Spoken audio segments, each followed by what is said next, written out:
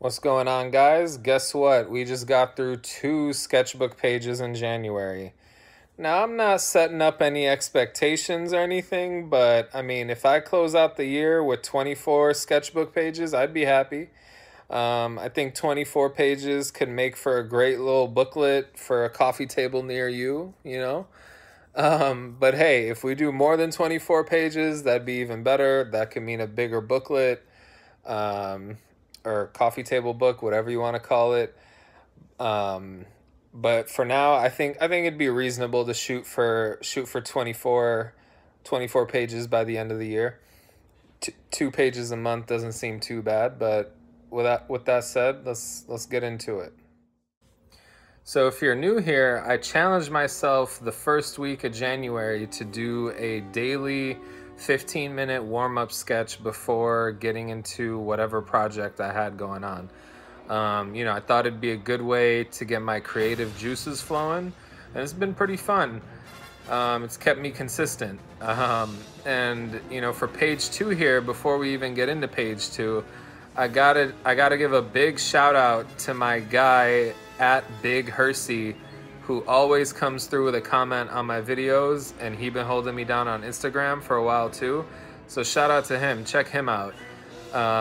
If I could figure out how to link his Instagram up in the corner of this video, I'm gonna do that. But if not, just look up Big Hersey on Instagram, and I'm sure you'll find him. Now, I'm really shouting him out, though, not just because he engages and, been supporting or whatever.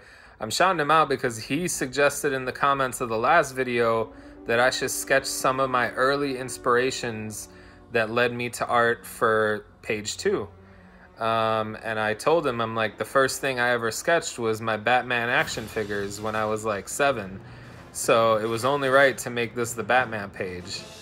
And the way I remember it is I would have my dad trace my Batman action figures for me to color in with crayons. And I think one of those days I didn't really like his trace job, so I just took over and I was like, I got this. And it kind of led me to going from tracing the action figures to just like trying to draw them, freehand or with the action figure as a reference. This sketch was a lot of fun because I did it with zero reference.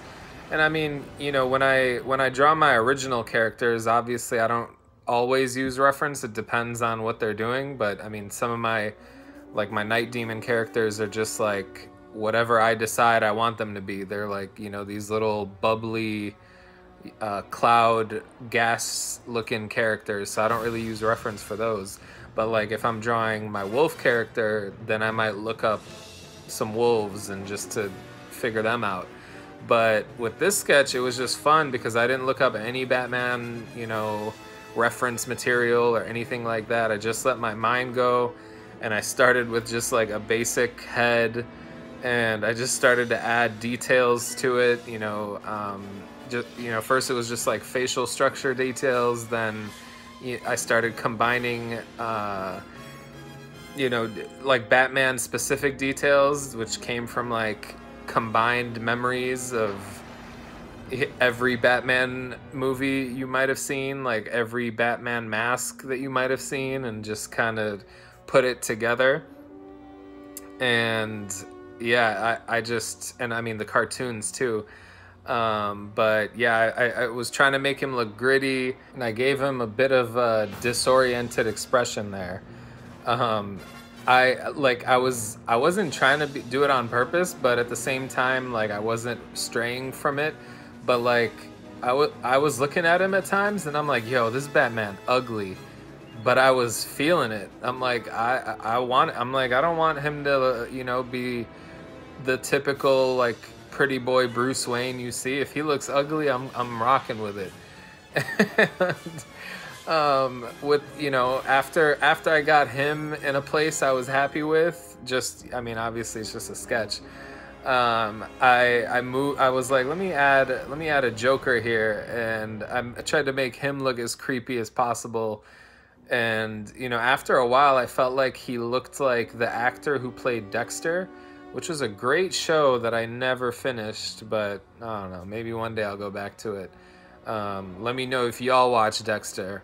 Um, I also tried to make him look gritty, obviously. I took inspiration from the Heath Ledger scarred up Joker, and I kind of like was thinking of Jared Leto, where I'm like, you know, just like the skinny, slick hair, but also Jared Leto scarring on the face and just making him look ugly. But yeah, there it is. My freehand, freestyled Batman and Joker. It was a fun page, and we're on to page 2. So I'll see you guys when I drop page 2. Thanks for tuning in.